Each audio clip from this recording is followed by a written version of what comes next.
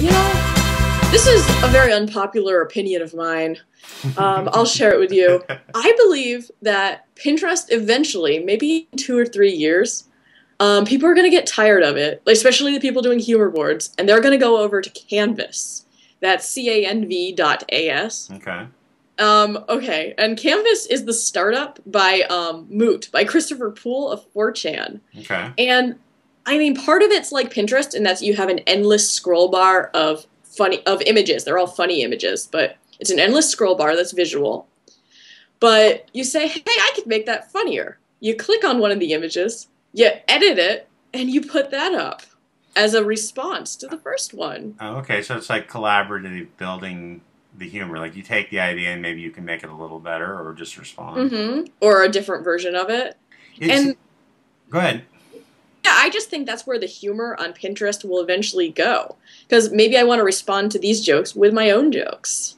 No, that makes a lot of sense. Now, is his site the one that's anonymous? Like you have anonymous profiles or pseudo-anonymous? No, Canvas is now...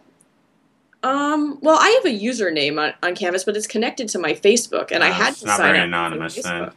Yeah, I was thinking that he was big on the if you're pseudo-anonymous, like you have a username but it's not you, you can be more your own, like, twisted humor, whatever it happens to be, but maybe that's a totally different side. No, I mean, that's what...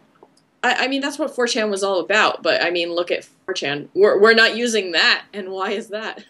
Yeah, I went to 4... I mean, I ended up at 4chan from Reddit a couple times. I couldn't understand it. Like, I'm all for crazy, weird stuff, but their jokes were so, like, inside, and the structure of that site was so difficult to follow. I wonder if you'd think Canvas was too inside. I don't know. I mean, because every macro that they recreate starts with... I mean, it starts with a default, basically. Like, a picture of a funny cat, and then people add their own captions to that funny cat. Oh, remix. Now, this is super clever. Yeah, this is good. I mean, I do think it appeals to people who have a lot of time on their hands.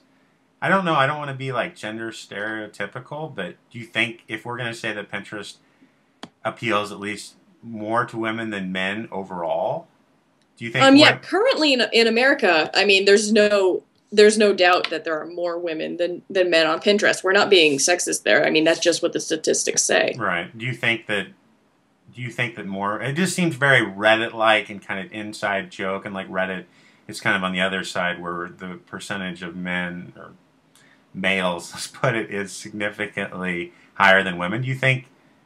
Well, obviously, sure, this appeals to you, right? This site?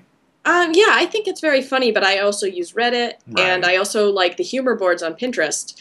And as my story said, only 3% of boards on Pinterest deal with humor. Maybe because people who like that kind of thing are over at Canvas and stuff.